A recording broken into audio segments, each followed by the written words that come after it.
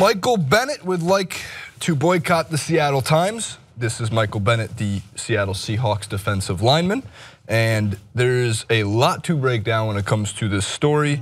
And actually, after further research as to why Michael Bennett in this instance was right, and the most recent news bit, which we'll get to first and I guess work backwards, we'll Tarantino it a little bit, was the writer of a Seattle Times piece who was calling Michael Bennett immature and questioning it, even after writing how Michael Bennett is one of the bigger personalities in the NFL and how much he gives back. He apologized today for his comments about Michael Bennett. So what are we talking about? Here's the tweet that got sent out from Michael Bennett that started this whole Bennett versus Seattle Times thing. And this isn't the first time that a Seattle Seahawks player wanted to boycott Seattle media. Richard Sherman was against it at one point after it was regarding a question from one of the reporters. Seattle Times, Matt Calkins was the writer. My boycott has just started against you guys. I'll never talk to Seattle Times the rest of my career and will encourage my teammates to do the same. As to why he was saying that, Calkins' story had this to say about him, and this is his response. This is the story that Michael Bennett was referring to. Seahawks, Michael Bennett does great things, but why the immaturity? In 59 games as a Seahawks, he amassed 30.5 sacks, his 19 tackles for a loss in 2015. When he last played a full season, were the 4th most in the league, and he did much of that playing through a toe injury, classified 10 out of 10 on the pain scale. No surprise there, the man comes to play, even if he's clearly disgruntled with his contract and never missed a day of training camp. So props there, props for everything out. I just can't get some of these images out of my head. And what he's referring to is Bennett going after, ripping into a reporter for asking a fair question about the pass rush. He called him a non-playing expletive, I actually don't know what the word was, and asked what kind of adversity he had been through, implying that there was no way it could be on par with an NFL player. And this is his response was, well, that reporter survived cancer, which Bennett obviously didn't know. So he goes on to describe how Bennett did not know about this, and also describes how much he's given back to the community, but also threw in a quote regarding how Michael Bennett will always add a sex joke into his interviews, and that's immature. And one of the things that I was frustrated about that specific part of the piece is what the media rewards the hell out of Rob Gronkowski for taking his shirt off and claiming 69 is the funniest thing in the world, and twerking and all this stuff. But if Michael Bennett does it, it's immature. But if Rob Gronkowski does it, we parade it around social media. It's just, there's hypocrisy there. But so, having said all of that and going on for far too long as it is, here's the apology that Calkins sent out, taking responsibility. There will be no excuses here, no justifications, no attempts to explain it away. I made a mistake this weekend and I want to apologize. Sure, there is still a part of me that wonders why Bennett kept the apology private, and he was talking about how Bennett reached out privately to the reporter who he said too, what have you ever been through, and apologized. If he's serious about being a role model, I feel like it would have been in the best interest to show his contrition to the world, but it's also possible that Wixie, the reporter who was berated in that situation, who couldn't be reached for comment, asked Bennett to keep the apology between them so the story would die. I just don't know. So, full circle, Calkins apologizes, goes after Michael Bennett in a slight hit piece, I guess, in a way, and was wrong. I gotta say, rarely do you see a reporter ever apologize for making the wrong assessment.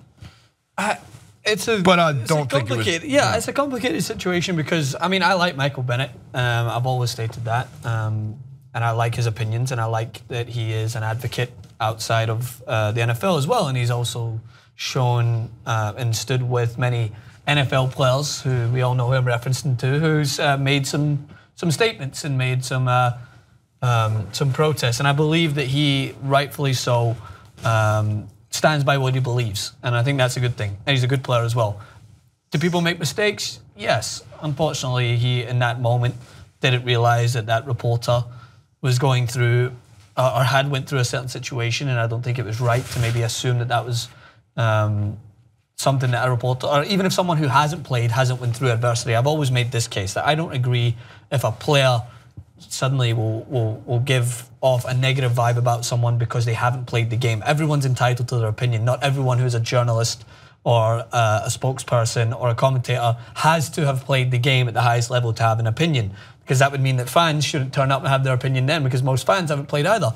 It's part of the game is that those people have opinions. So I will often side with that. I believe there was a story in world football where a football player, I think it was John Terry, was giving us some shit about how someone was criticizing him and don't deserve to because they hadn't played or lifted the trophies that he had. That's ridiculous. Like, you have an opinion, and if you've got to a point in professionalism in your career where your opinion is valued, then you have the right to criticize other players. This example seemed like it was more going after him in a broader context, not just that specific example. Right. It was that, oh, he makes sex jokes, and it's this, his character is flawed. And you're absolutely right. Rob Gronkowski is glorified in the NFL.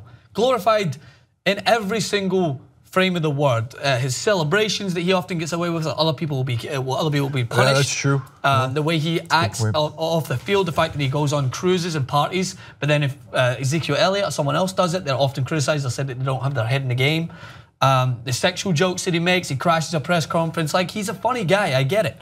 But his character, I test that to some other players, more often than not, probably black athletes in the NFL, it's a different story. Yeah. And that is the unfortunate, realistic narrative in the NFL. So I believe there's some undertones in that. It's not as prominent as we've seen with other people.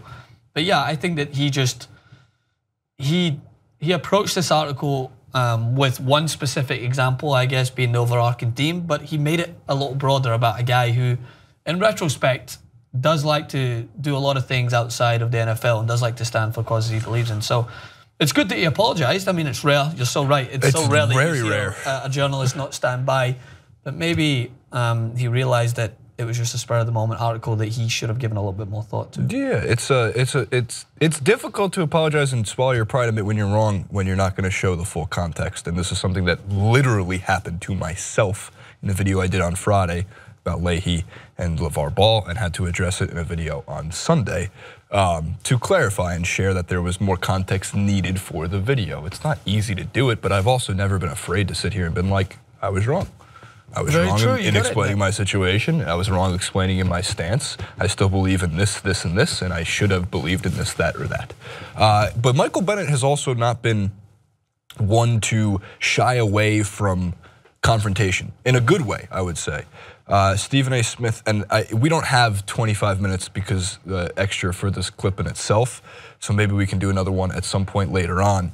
But there's two other instances that are worth at least bringing up to, again, for more context into Michael Bennett and kind of how, in a way, he's treated or at least looked at from a critical standpoint. For one, Stephen A. Smith, in about 3 separate segments, has said multiple times that he is a fan of Michael Bennett and his status in the NFL as a player. He's a fan of what he does in the community, and truthfully, do a Google search of what Michael Bennett has done for the community besides the Bennett Foundation. Actually, when he sent out that tweet about the Seattle Times, he was at an event to raise awareness for diabetes research. Like, you can't make it up. He cares about the community, he cares about Seattle, and he also donates a lot of money. Because of Chance the Rapper donating $1 million to public schools, he decided that he was going to do the same for some communities in Seattle. He also gives 50% of his jersey sales proceeds to low-income families, all of that. I mean, the list goes on and on and on. And what Stephen A. was getting at in his point was that given that you've done all these things for the communities, I disagree with that you not voting in the presidential election. And Bennett, of course, was not afraid to share his thoughts and went on Instagram and explained how Stephen A. is all talk and no action.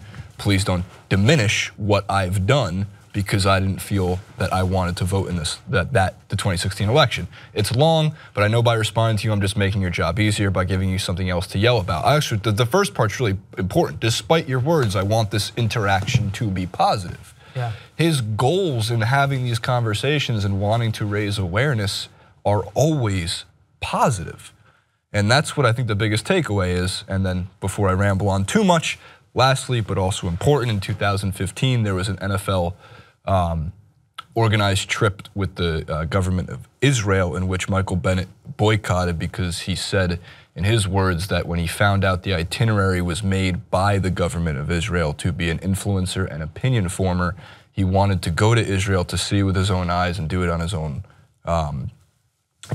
time. And he thinks I'm sure, as he said, it's a beautiful country, but he didn't want to be opinion forming because of the 1-state, 2-state potential solutions that could happen in Israel. And it's very complicated on that specific issue in itself. Again, as complicated as it is, not necessarily something I'm completely in agreement with, obviously as a Jew. But in terms of it, I'm not going to take the Stephen A. Smith approach and say, well, you didn't vote, so I'm going to diminish what you've done for the community. I'm not going to sit here and say, well, you didn't want to go to Israel, so I'm going to diminish what you've done for the community. Yeah, but that unfortunately is what happens today, is that many people will attest one thing that they maybe do not agree with to completely represent that person's character. That's exactly what this reporter did, and wrongfully so. He attested that one slip-up as a means to represent everything that Michael Bennett has done, is about. His immaturity, from what I see, the guy's very mature. It was probably a mature decision for him in his own mind that he didn't want to go forward with that trip, because he felt that it might have took him into a conversation that he wasn't as informed about, or he wanted to form and gain further opinion on, because we know how complicated the situation is in that retrospect, and some people aren't equipped to go in and have that full conversation about it. But I'm sure if you were offering him a trip somewhere that he was well informed about and he had every idea, then he would make it. He doesn't make his decisions based upon what other people, I think, are telling him to do. I think that he has his opinions based, and he stands by them. And I think that's something that can be respected. But again, when I read the story beforehand, I remember it was brought up about that situation with the reporter. I didn't think it was the best example of everything that Michael Bennett's about, but it doesn't diminish, as you mentioned, the things that he has done for the community. Because if you get more people to stand up and believe that they can have an impact by doing things like that, like Chance the Rapper has done, like Michael Bennett has done. I've preached from the rooftops how important celebrity activism is. Because as much as you might think, oh, they're just athletes, or they're just actors, they should just stick to it. The reality is they've got millions more followers and millions more dollars than all of us, so they can make a lot more happen than we can if that maybe we're not as involved in that field, that we can still have a point to prove. So money talks, and unfortunately you need bigger names to be involved in these things. I agree. I guess in conclusion, we're wrapping it up. In conclusion, with this one, I want to leave the Stephen A. Smith videos and some links to the Israel situation, not the Israel situation, but Michael Bennett and the boycott of Israel, as well as all the links that came into putting together the story. It would take us 30 minutes to go through them. There's like 20 minutes of first take videos about it.